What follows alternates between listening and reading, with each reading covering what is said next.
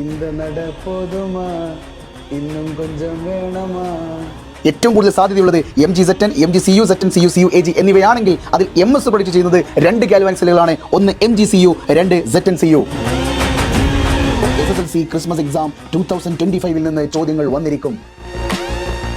ഓരോ വർഷവും ഗ്യാസ് ലോസിൽ നിന്ന് ആവർത്തിക്കുന്ന ചോദ്യമാണ് കാർബൺ ഡൈ ഓക്സൈഡിന്റെയോ സൾഫർ ഡൈ ഓക്സൈഡിന്റെയോ അല്ലെങ്കിൽ അമോണിയയുടെയോ ഒക്കെ മോളിക്കുലർ മാസ് തന്നുകൊണ്ട് നിങ്ങളോട് ചോദിക്കും വോളിയം കണ്ടുപിടിക്കുക. ഇത്ര വോളിയം ആണെങ്കിൽ എത്ര മാസ്, ഇത്ര മാസ് ആണെങ്കിൽ എത്ര വോളിയം, അതോടൊപ്പം തന്നെ how many molecules, how many atoms, എത്ര തന്മാത്രകളുണ്ട്, എത്ര ആറ്റങ്ങളുണ്ട്. ഇതുപോലൊരു ചോദ്യം ഇന്നത്തെ ക്രിസ്മസ് എക്സാമിന്റെ പരീക്ഷയ്ക്ക് ചോദിച്ചിരിക്കും. ഇതുപോലെ ബീക്കർ തന്നുകൊണ്ട് നിങ്ങളുടെ ഡിസ്പ്ലേസ്മെന്റ് റിയാക്ഷൻസ് എടുത്തെഴുതാനും ആ റിയാക്ഷനുമായി ബന്ധപ്പെട്ട് ആനോഡ് കാഥോഡ് റിയാക്ഷൻ ചെയ്താനും ഒക്കെ ചോദിക്കുന്ന 2 ചോദ്യങ്ങൾ നിങ്ങൾക്ക് പരീക്ഷാ പേപ്പറിൽ കാണാം.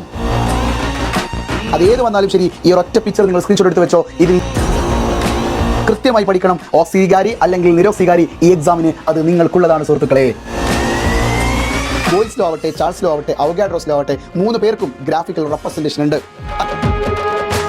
ഇതിൽ ഏതാ വരുന്ന ചോദ്യം? എല്ലാം വരുന്ന ചോദ്യങ്ങളാണ്. പരീക്ഷയ്ക്ക് 20 ചോദ്യങ്ങളുണ്ട്. ഞാൻ ഇവിടെ എല്ലാത്തിനും നീങ്ങുന്നില്ല. SSLC ക്രിസ്മസ് എക്സാം 2025 എന്ന് ഞാൻ എഴുതുന്നില്ല.